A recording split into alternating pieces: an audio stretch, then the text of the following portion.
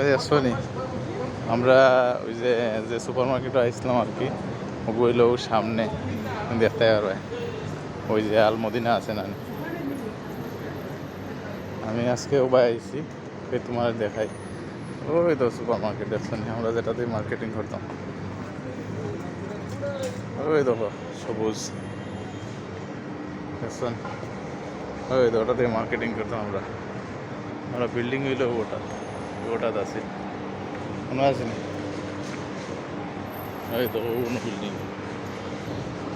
আর হইলো Medina super market.